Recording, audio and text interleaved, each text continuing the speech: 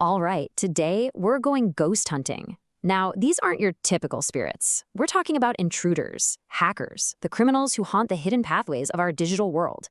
We are diving deep into network forensics to see exactly how digital detectives hunt these ghosts in the machine. And this quote right here, it really gets to the heart of it. See, we're not just dealing with some random lines of code. We're dealing with real human adversaries, people who often take a lot of pride in their work, leaving behind these so-called trophy lists of their conquests. It really is a high-stakes game of cat and mouse, and it's being played out across global networks. And that's the big question, isn't it? I mean, how do you track a phantom who can be anywhere and everywhere all at once? This isn't about dusting for fingerprints or, finding a stray hair at a crime scene. It's about following a trail of invisible breadcrumbs. And that trail of breadcrumbs, well, that brings us to our very first major clue in pretty much any network investigation, what we call the cyber trail. This is where the hunt really begins. Think about it. Every single thing you do online, every connection you make, it leaves a trace. And the cyber trail is basically the sum of all those traces. It's this path of digital evidence that an investigator can follow from the point of the intrusion, step by step, all the way back to the attacker's keyboard. And a single one of these journeys can cross so many things: a victim server, a firewall, a bunch of different routers, an internet service provider, all before it even gets to the attacker's own laptop. And each one of these devices is like a potential witness, Each one is holding a tiny piece of the puzzle. But yeah, following this trail is, well, it's anything but easy. The evidence is scattered all over the place, across dozens of systems. Some of it is what we call volatile, like the data in a router's memory, which can literally vanish if the power gets cut, for even a split second. Then you add in things like encryption and attackers launching hits from multiple machines at once, and suddenly you've got a real challenge on your hands.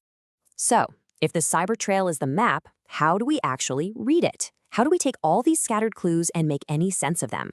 Well, it all comes down to decoding the language of the network itself. The raw evidence, the real clues, they're found in what's called network traffic. Those billions of bits and bytes just flying across the wires. But this traffic isn't just chaos. It has a hidden structure. It's organized into these distinct layers, almost like a digital onion that investigators have to peel back, one layer at a time. The best way to think about these layers is to imagine you're sending a letter. The application layer, that's the actual message you write down. The transport layer is the envelope you put it in. The internet layer, that's the street address you write on the front. And finally, the data link layer is your local mail carrier who picks it up. Investigators have to peel back each of those layers to find the clues inside. Now, while some logs might give you little snippets of information, the absolute holy grail for a network investigator is something called a full packet capture. This isn't just a log of who called whom, it is a complete recording of the entire conversation. It's the absolute closest thing you can get to having a full videotape of the digital crime as it was happening. And this is what that videotape actually looks like. I know, to most of us, it just looks like a wall of text and numbers. But to a trained investigator, using a tool like Wireshark, it's a story. They can look at this and see the attacker's commands, the server's responses, and the exact data that was being stolen. It's all right there. Okay, so that's the theory. But how does all of this play out in the real world? Let's take a look at a case file where investigators followed the cyber trail to catch an intruder who, you guessed it, kept a trophy list. So the chase was on. It all started with an IP address they found in the hacked server's logs. That IP led them to an ISP. Then, the ISP's records connected that digital address to a specific phone number. And that phone number? It led the FBI straight to the intruder's front door. Just a perfect execution of following that cyber trail, connecting every single dot. So what did they find inside? Well, a forensic examination uncovered an absolute treasure trove of evidence. We're talking folders packed with stolen data, sniffer files that had captured usernames and passwords, even the exact same rootkit, which is a malicious tool for hidden access that was used in the attack. Plus, they found chat logs of the suspect bragging about everything he'd done, and of course, there it was, the trophy list. So the case was a total slam dunk. But it also highlights a really critical limitation of digital forensics, something every investigator has to deal with: the difference between the virtual world and the physical one. And this right here is the key difference between a virtual identity and a physical person. The evidence can prove, beyond a shadow of a doubt, that a specific user account, let's say John Smith's account, was used to commit the crime.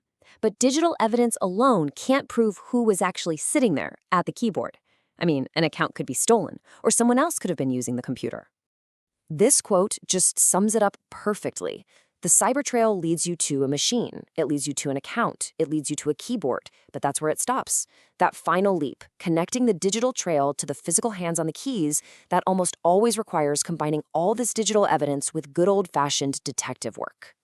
So as we wrap this up, it leaves us with a really fascinating question to think about.